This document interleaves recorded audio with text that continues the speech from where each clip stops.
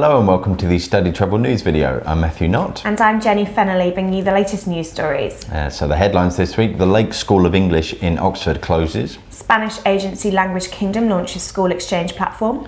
EF report shows English proficiency rising. And much more, including a new centre for TEG, student accommodation and the Women in Education Awards. Yes, indeed. But first, the Lake School of English in Oxford, UK, an ELT provider with a 41-year history, has ceased trading after a managed closure, it has announced. Based on British Council accreditation rankings, the Lake School was one of the highest ranked in the UK, with 14 areas of strength out of a possible 15 in its last two inspections. The centre offered a portfolio of English language and professional development teacher training courses, including Erasmus-funded programmes.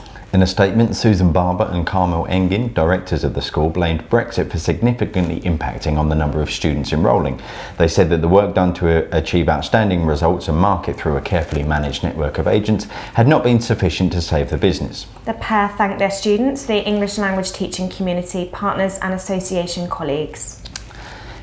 To Spain now, where agency Language Kingdom has launched a new platform for secondary schools and other educational institutions worldwide to arrange exchange programs. The IX platform allows schools to create a profile and organise exchanges with fellow institutions overseas. The system will match students with buddies and host families, and Language Kingdom can provide additional agency services if required. Ramon Villa Menendez, director of Language Kingdom, told StudyTravel magazine that they wanted to reignite the genuine spirit of exchange programs and that they were looking for school and agency partners worldwide to promote the platform. Next up, English skills are rising globally, according to the latest annual English Proficiency Index by EF Education First, based on the results of 2.3 million EF tests taken last year. The Netherlands topped the table, but a record 14 countries were ranked as very high proficiency.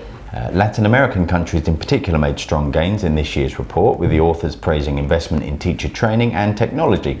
However, a number of major ELT source markets, including Spain, Italy, Russia and Turkey, have remained stagnant in their proficiency bands, EF said. And now for a roundup of some of the other stories this week. ELT provider Tompkins Education Group, or TEG English, has opened a new year-round school in Birmingham, its fifth centre in the UK. The school is centrally located and will offer a portfolio of general English and exam prep courses, with part-time and evening classes also available.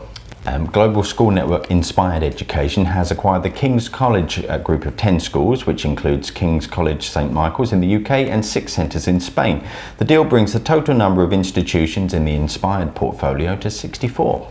Lead 50/50 held its annual Women in Education Awards in Berlin last week, with winners including Ruth Fenton of Stafford House International, Juliana Bonvini of the English Studio, and ILSC Education. The organisation also hosted its inaugural Leadership Summit and a panel discussion at ISEF.